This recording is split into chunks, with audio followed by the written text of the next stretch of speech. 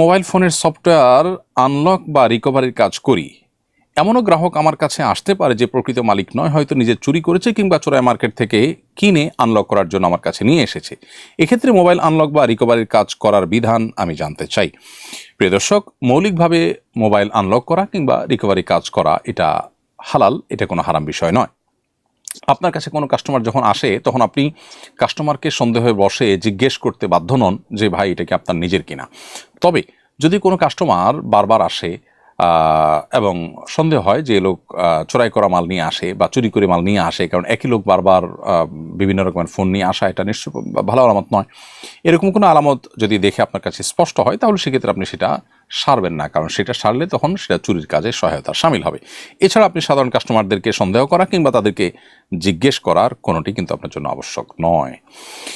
এরপরে প্রশ্ন হলো, আমাদের দেশে সাধারণত শীতকালে বিয়ে বেশি হয়, শীতকালে বিয়ের বিশেষ কোনো ফজিলত আছে কিনা? না দর্শক, শীতকালে বিয়ের কোনো বিশেষ ফজিলত নেই। শীতে, গরমে, বর্ষা কিংবা হেমন্তে যে কোনো মৌসুমে আপনি বিয়ে করতে পারেন।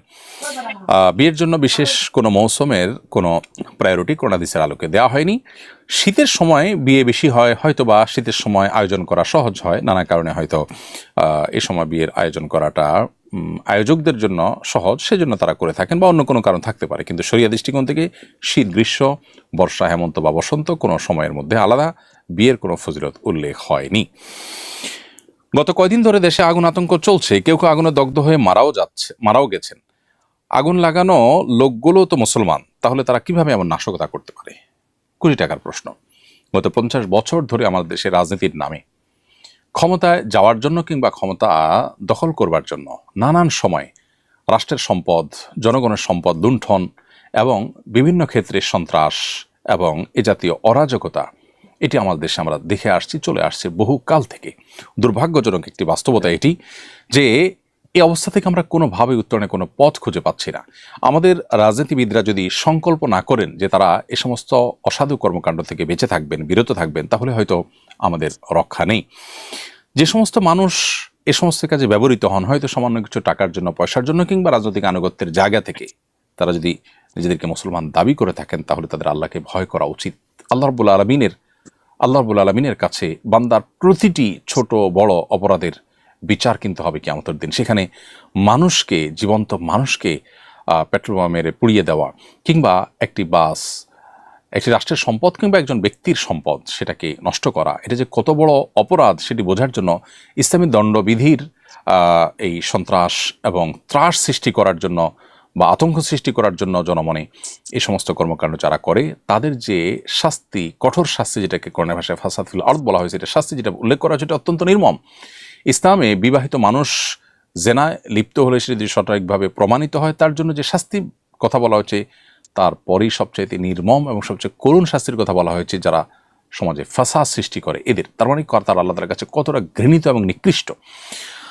আল্লাহ তাআলা আমাদের সংশ্লিষ্ট মানুষজন যারা আছেন তাদেরকে আল্লাহ তাআলা হেদায়েত করুন, যারা আমাদের এই সমাজটাকে এভাবে তারা শেষ করছে এবং অশান্তিতে তারা ভরে ফেলেছে। আল্লাহ তাআলা রহমতের চাদরে, শান্তির চাদরে আমাদের সমাজটাকে ঢেকে নিন এবং আমাদের রাজনীতিবিদদের, আমাদের নেতৃত্বশীল মানুষদের আল্লাহ তাআলা সুমতি ফিরিয়ে দেন, তারা যেন অন্তত এ ধরনের অমানবিক কর্মকাণ্ড একটু ক্ষমতায় যাওয়ার জন্য বা ক্ষমতায় টিকে থাকার জন্য তারা যেন না করেন। নবী করিম সাল্লাল্লাহু আলাইহি ওয়াসাল্লামের সময় এক ব্যক্তি কিছু পিপিলিকা আগুন দিয়ে পোড়াচ্ছিলেন। নবী সাল্লাল্লাহু আলাইহি ওয়াসাল্লাম দেখে তাকে বললেন যে তুমি পিপিলিকা আগুন দিয়ে কেন পোড়াচ্ছ? লা ইউআযযিবু বিন-নার ইল্লা রাব্বুন নার, আগুন দিয়ে শুধুমাত্র আগুনের সৃষ্টিকর্তা পোড়াতে পারেন, তুমি কেন পোড়াচ্ছ?